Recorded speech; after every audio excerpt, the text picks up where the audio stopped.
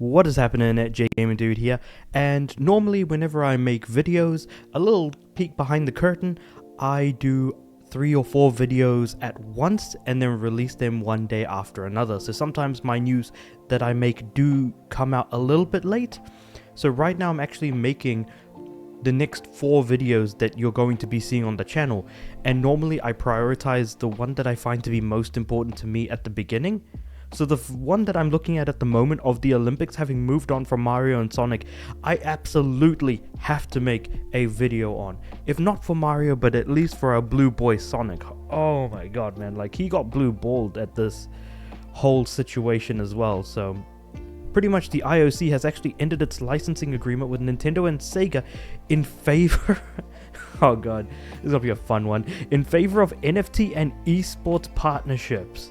So effectively, what's happened is that Mario and Sonic, 2 incredibly iconic gaming platforming franchises, I don't even need to be more specific than that, gaming franchises, have been betrayed, backstabbed, left to rot in a dark alleyway by the IOC in favor of NFTs and esports.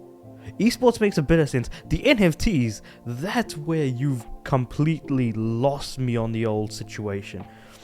For almost 20 years, Nintendo and Sega have released Mario and Sonic at the Olympic Games to coincide with the international sporting event, which originally started in 2007. Oh, it says right there, never mind. But now, according to a report in Eurogamer, that tradition is at an end. In 2020, the IOC made the decision not to renew the game's licensing deal, ending a run of games that covered most summer and winter Olympic games since 2007. Basically, the IOC wanted to bring the licensing back to themselves internally and look at other partners so they would get more money. And of course, that's kind of what it ultimately comes down to, is how can they make more money. Lee Cocker, a developer who worked on Mario and Sonic franchise, told Eurogamer. Interesting. So it's sort of, coming out from the actual inside source here. Strangely though, those other partners are NFTs and esports products that are not currently known for their money-making possibilities.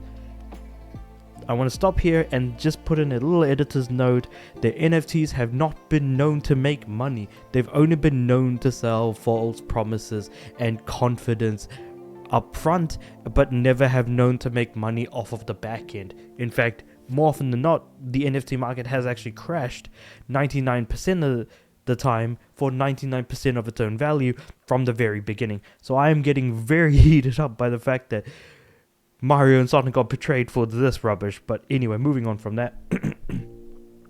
To coincide with the Paris Games, the IOC, in collaboration with Power Rangers Battle for the Grid studio, Enway, has developed Olympics Go Paris 2024, a mobile game featuring...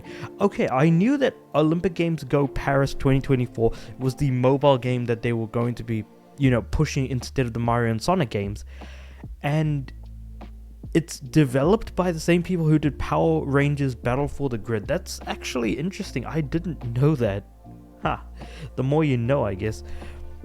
According to the game's website, players are able to claim an officially licensed commemorative Paris 2024 digital NFT digital pin. Why? Why did this happen? Esports at the Olympics is nothing. Esports at the Olympics isn't a new concept. The IOC has hosted several summits to determine how best to incorporate esports events with the Olympics in 2017-2018 during the height of esports popularity and financial viability, though currently that viability isn't particularly high. In fact, if anything, when it comes to esports, most, if not all, organizations are at this point just losing money making those, trying to make deals, getting their teams into those big esports venues, arenas, whatever have you. So yeah, worth keeping that in mind too. In 2021, the Olympics held its first medal event called the Olympic Virtual Series and featured games including baseball, sailing, cycling, and motorsports. In June, the IOC announced its creation of the Olympic Esports Games to coincide with 2024 Paris Olympics, which with the event held in 2025 and hosted by Saudi Arabia, now a popular if controversial esports destination. So this last little bit from in June, the IOC announced. So this is talking about the fact that Saudi Arabia is actually going to be hosting an actual esports Olympics, but it'll be done, of course, in Saudi Arabia, with a bunch of other caveats probably put in to there as well. So it's the whole idea of sports washing and a few other little bits and pieces thrown in there. But yeah, this hurts, man. I look at this this image.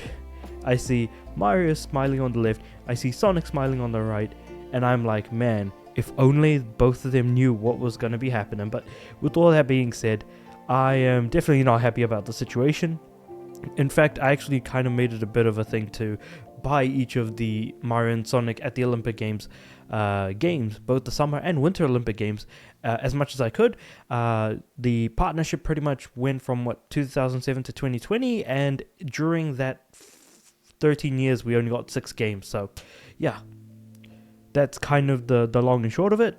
My thoughts are that I am sad and I wish there were more, and unfortunately I feel like, if nothing else, Nintendo and Sega are both going to be incredibly miffed that like their main characters that they house themselves under, the main ones that they advertise, are actually being ditched for NFTs. But I don't know, that's just me kind of, spitting out some bile from reading this article. But with all that being said, let me know what you guys think about all of this in the comments below, what your thoughts are, and if you actually seen gameplay for this Paris 2024 Olympic Games mobile game that was released, because it looks rubbish. Olympics Go Paris 2024, this mobile game absolutely looks rubbish. But yeah, let me know what you guys think about all of that in the comments below. Like the video if you liked it, subscribe to the channel. I'm aiming for 300 subs by the end of the year. And with all that said and done, I do upload every day, so I'll see you guys tomorrow.